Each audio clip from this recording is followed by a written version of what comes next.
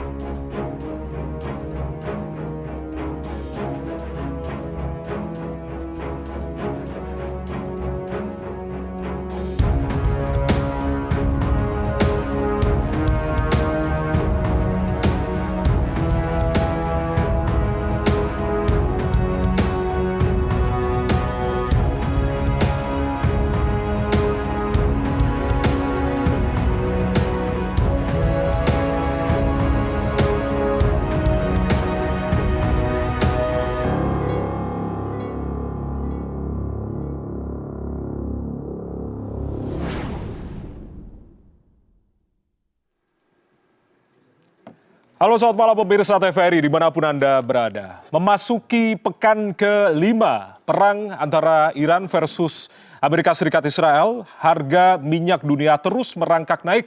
Pemerintah Indonesia menyatakan bahwasanya belum akan mengubah harga bahan bakar minyak atau BBM meski terjadi krisis energi akibat perang di Timur Tengah. Menteri SDM Bahlil Lahadalia mengatakan bahwasanya stok BBM di tanah air sendiri terkendali. Di luar itu, pemerintah juga mengumumkan kebijakan bekerja dari rumah atau work from home bagi aparatur sipil negara setiap hari Jumat. Dan tepatkah kebijakan tersebut untuk kemudian menghemat konsumsi BBM?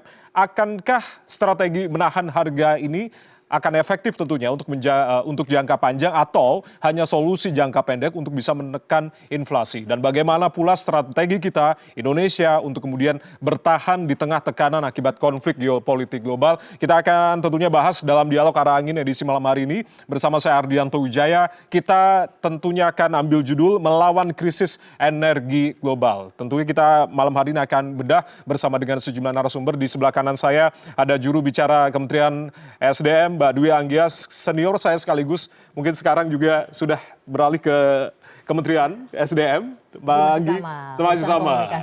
Dan masih sering muncul juga ya di layar. Mbak Anggi, Assalamualaikum, selamat malam. Waalaikumsalam, selamat malam Jaya. Terima kasih sudah hadir di malam hari ini. Terima kasih sudah diundang. Baik, nanti kita tentunya akan bahas bersama dengan Mbak Anggi. Dan juga dari sisi ekonomi, nanti kita akan juga bahas bersama dengan Mas Abra Talatov, Kepala Pusat Pangan, Energi, dan juga Pembangunan Berkelanjutan INDEF. Mas Abra, Assalamualaikum, selamat malam. Waalaikumsalam, selamat malam Mas Jaya. Baik, terima kasih sudah hadir di malam hari ini. Terima kasih. Yang tentunya hadir, nanti kita juga akan ajak bersama dengan anggota Komisi 11 DPR RI.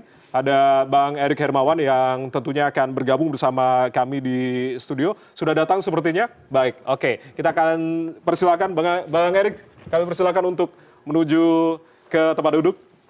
Ya. Terima kasih Bang sudah hadir di malam hari ini. Selamat malam. Selamat malam. Assalamualaikum. Waalaikumsalam. Silakan. Selamat malam, Erik. Ya. Baik, silakan.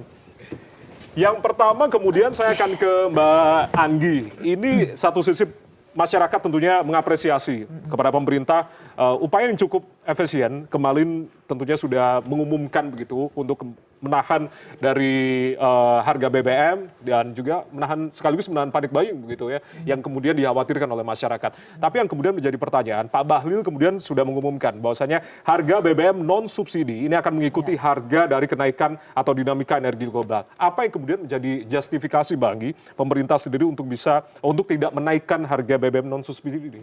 Ya, baik, terima kasih Mas Jaya. Benar sekali, yang pasti dalam kondisi geopolitik seperti ini kan pemerintah bertindak taktis dan cepat ya, serta mengambil kebijakan dan keputusan yang strategis. Kenapa ini dianggap perlu? Kita paham kondisi di kawasan negara-negara lain ini kan sudah pada menaikkan harga BBM-nya dilepas ke pasar, karena memang untuk harga BBM non subsidi mekanismenya dilepaskan ke mekanisme pasar. Namun seperti yang disampaikan dalam press conference kemarin, Menteri SDM atas arahan Presiden Prabowo lebih memilih ini kebijakan untuk melindungi masyarakat, karena itu yang jadi prioritas saat ini. Kita pemerintah memilih untuk menjaga daya beli masyarakat, itu yang paling utama. Selain itu tidak hanya sekedar itu, ada argumentasi yang kuat di sana, karena seperti yang disampaikan juga oleh Menteri Keuangan Pak Purbaya bahwa APBN kita khusus untuk BBM subsidi ya, postur APBN kita masih kuat untuk menahan itu. Bagaimana dengan non subsidi ini kan seperti yang disampaikan nanti masih akan didiskusikan kembali, karena harga ini kan masih sangat dinamis volatilitasnya.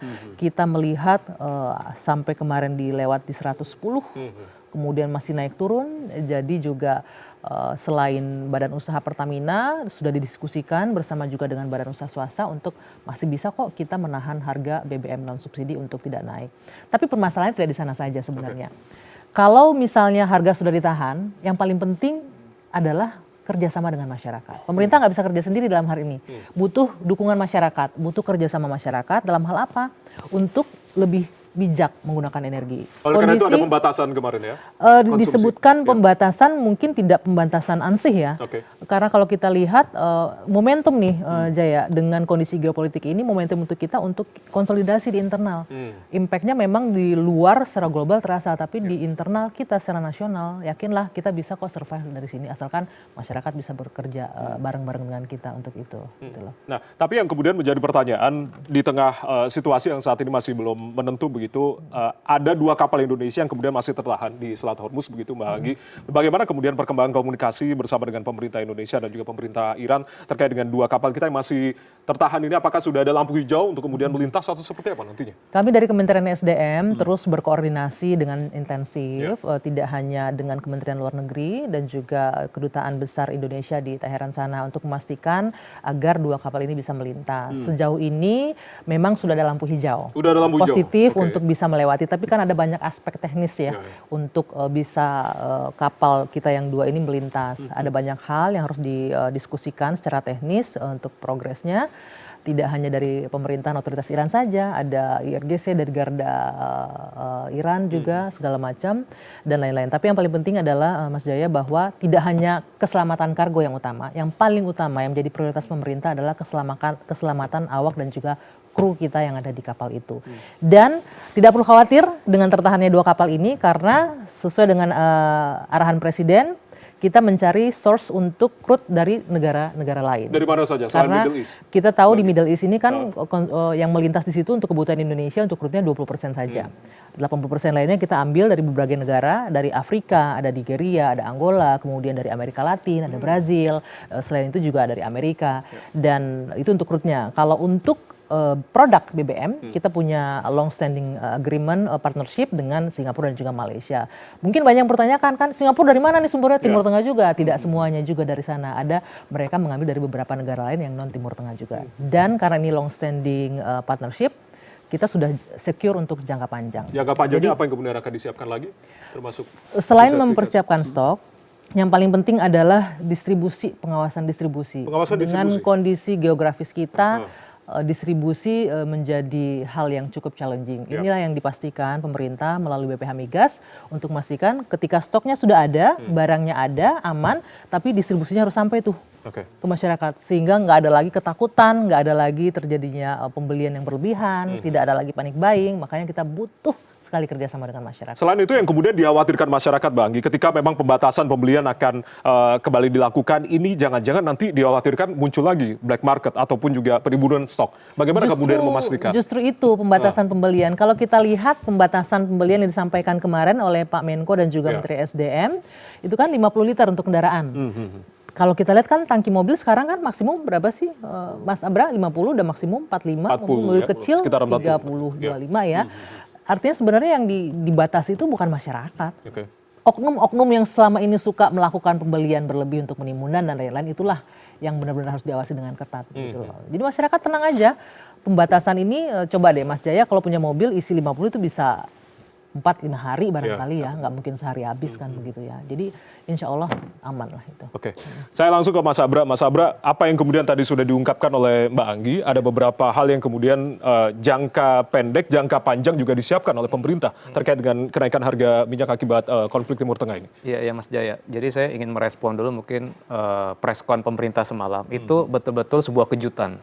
Banyak surprise yang disaksikan masyarakat. Karena kita paham di saat sekarang harga minyak mentah sangat tinggi sekali, jauh di atas asumsi APBN $70 per barel, hampir 50% lebih tinggi dibandingkan asumsi, dan berbagai negara semuanya melakukan kenaikan harga BBM, khususnya BBM non-subsidi.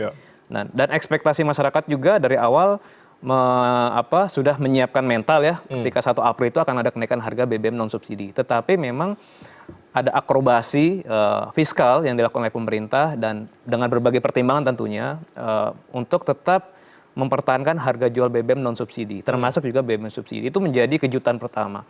Yang kedua tentunya menjaga harga BBM ini tetap ya di tengah kondisi respon negara-negara lain tadi tinggi, itu kan juga akan muncul pertanyaan sebetulnya seberapa kuat fiskal kita. Karena di rapat-rapat sebelumnya kan disampaikan oleh beberapa menteri, ada potensi defisit fiskal kita bisa jebol. Bahkan di skenario yang pesimis itu bisa sampai 4% lebih. Nah artinya kan memang ada pos belanja kementerian lembaga ataupun beberapa program strategis lain yang akan direalokasi ataupun bahkan diefisiensi. Nah ini saya pikir langkah itu diambil, saya membacanya sebagai cara pemerintah untuk menjaga kondisi psikologis masyarakat agar lebih tenang, karena kan kemarin sempat ada beberapa fenomena panik buying di beberapa SPBU. Pertama menjaga stabilitas, kemudian yang kedua juga ditambah tadi kebijakan pembatasan kuota pembelian BBM 50 sampai 200 liter itu untuk mitigasi kalau nanti di masa mendatang ya pasokan BBM lebih buruk lagi. Jadi mungkin saja nanti pembatasan itu akan dikurangi. Jadi tapi paling tidak dari sekarang sudah disiapkan. Harus ada evaluasi sendiri dari SDM tentunya. Betul, tentunya harus ada evaluasi. 50 liter tentu sudah sangat cukup buat masyarakat. Rata-rata kalau kita asumsikan ya per hari itu 5 liter, itu kurang lebih kan sebulan seminggu itu sekitar 20 liter gitu ya. 5 hari ya sekitar 20 liter, artinya masih banyak cadangan yang diperoleh oleh masyarakat. Oke, tapi Mas Abra, kan sejumlah analis menilai, memprediksi juga bahwasanya kalau harga minyak ini akan naik terus, pemerintah ini jangan-jangan cuma mampu bertahan atau menahan dari harga BBM ini 2 sampai 3 bulan ke depan. Ya ini sangat tergantung sebetulnya dengan kebijakan fiskalnya, akan ada potensi efisiensi dan realokasi berapa besar. Nah tadi siang Pak Purbaya sudah menyampaikan ada paling tidak diidentifikasi 100 triliun rupiah untuk tambahan subsidi. Subsidi BBM 100 triliun. Dan 100 triliun saya pikir itu angka yang cukup moderat karena belajar dari pengalaman tahun 2022 ketika perang Rusia-Ukraina, itu subsidi kita naik dari sekitar 150 triliun ke 550 triliun. Jadi paling tidak kalau kita pakai benchmark tahun 2022, itu pemerintah butuh kurang lebih minimal 300 triliun untuk bisa menahan harga ICP di level $100. Kita baru bicara parameter ICP, belum bicara nilai tukar rupiah, dan yang paling penting adalah kuota BBM subsidi. Misalnya Pertalite 29 juta kiloliter setahun, itu juga harus dipastikan jangan sampai nanti terjadi shifting dari konsumen BBM non subsidi ke subsidi, sehingga ketika kuota BBM subsidi baik solar subsidi maupun Pertalite jebol, otomatis nanti subsidinya juga akan melonjak tinggi. Jadi pembatasan pembelian tadi saya pikir ini menjadi langkah awal nih untuk memberikan sinyal ke masyarakat bahwa kita harus siap dengan kondisi kritis yang sedang dihadapi oleh berbagai negara dan kita tidak boleh lengah dan tidak boleh terjadi panik buying di kemudian hari. Oke, sebelum nanti ke Bang Erik, saya ke Mbak Dwi. Artinya tadi dikhawatirkan adanya shifting konsumen itu tadi. Betul. Sebelum ke sana saya mau merespon sedikit. Benar sekali, makanya penting Mas. Ini kita saat ini momentumnya untuk mengajak masyarakat. Kondisi global tidak baik-baik saja. Indonesia kalau dibilang tidak terdampak, tidak benar. Kita terdampak, tapi kita berhasil memanage ini dengan kekuatan stok nasional kita untuk bisa saat ini stok kita aman. Nah tadi terkait pengawasan, pasti akan terjadi hal seperti itu. Shifting dari penggunaan non subsidi bergeser ke BBM subsidi. Cuman kita kan ada penggunaan QR ya. Nah disitulah nanti tugas pemerintah, dalam hal ini juga BPH akan turun ke lapangan untuk melakukan pengawasan ketat. Semua kendaraan yang melakukan pembelian itu kan akan dicatat, nanti akan dicek segala macam. Jadi tidak akan ada lagi subsidi yang tidak tepat sasaran. Makanya penting juga nih awareness publik, masyarakat. Kita udah bekerja keras nih, sama-sama dong kita. Jangan sampai yang tadinya digunakan untuk penghematan, malah yang mampu ikut-ikutan beli BBM yang disubsidi untuk masyarakat tidak mampu. Itu sih lebih kepada sana arahnya untuk kita membangkitkan kesadaran masyarakat. Kerjasama masyarakat juga artinya, tidak hanya pemerintah yang kemudian bekerja semaksimal mungkin ya. Oke, Pak Erik, bagaimana kemudian tanggapan DPR sendiri melihat kenaikan harga dan juga situasi geopolitik yang kemudian berbagai upaya sudah dilakukan oleh pemerintah, termasuk tadi ditanggapi oleh analis atau pengamat ini. Bagaimana kemudian Anda melihat hal ini? Baik, terima kasih Mas Ardianto. Selamat malam Bapak Ibu pemirsa TVRI di seluruh tanah air. Kita melihat bahwa fenomena ini sebetulnya sudah pernah terjadi di tahun-tahun berikutnya, seperti COVID dan sebagainya. Krisis 98 juga menimpa di kita. Dan saya rasa memang semua negara terdampak, terutama Indonesia. Namun saya melihat bahwa Bapak Presiden, Bapak Menteri ESDM punya komitmen yang kuat untuk memberikan apresiasi kepada rakyatnya agar yang pertama tidak panik, kemudian juga beliau menjamin bahwa sementara waktu BBM tidak naik, khususnya untuk yang subsidi.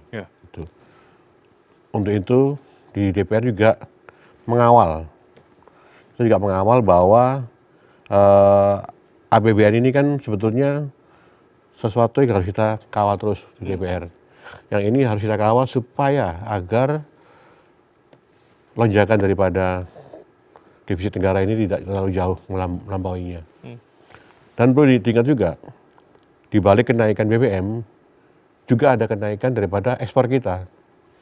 Kenaikan ekspor kita? Batu bara kan naik, nikel juga naik. Nah ini juga bisa dijadikan subsidi silang sebetulnya. Yang orang-orang hanya melihat dari kulitnya aja panik gitu. Tapi sebaliknya kan tidak demikian. Menteri SDM cukup jeli melihat bahwa batu bara, kemudian nikel dan sebagainya itu menjadi potensial yang harus kita manfaatkan. Itu Mas Ardianto. Oke, tapi yang kemudian diungkapkan oleh Ketua Komisi 9 dari Pak Misbakun sendiri meminta kenaikan harga BBM ini menjadi pilihan terakhir setidaknya. Artinya apa yang kemudian juga harus dilakukan pemerintah untuk selain juga menahan dari kenaikan harga ini, Pak Erik? Ya benar, apa yang disampaikan oleh Ketua Komisi 11 benar bahwa APBN itu melalui APBN Pak Ketua Komisi 11 meminta agar kenaikan daripada BBM itu pilihan terakhir. Setelah kita tidak mampu menahannya. Itu pun dengan beberapa perhitungan yang sangat matang. Tapi harus ingat juga bahwa pemerintah mempunyai sisa anggaran lebih. Nah ini yang bisa ditarik lagi. Kemarin Pak Budaya naruh uang 200 triliun ke beberapa bank. Nah ini bisa ditarik lagi sebagai cadangan kita untuk menghadapi defisit ini. Oke, Mas tanggapan terkait dengan SAL sendiri? Ya SAL itu sebagai buffer ya, ketika nanti memang ada kebutuhan besar untuk tambahan subsidi dan kompensasi itu masuk akal. Ada tadi Pak Purbaya menyampaikan bahkan sekarang sekitar 400 triliun SAL kita. Tapi sebelum ke SAL sebetulnya publik juga meminta dan sudah dilakukan juga oleh pemerintah di dalam preskon kemarin ada penyisiran sekitar 120 sampai 130 triliun potensi realokasi anggaran. Nah, salah satu tadi untuk tambahan subsidi kompensasi. Jadi memang fiskal kita tetap ada limitasi. Tidak mungkin ya semua shock ini goncang ini ditanggung oleh APBN.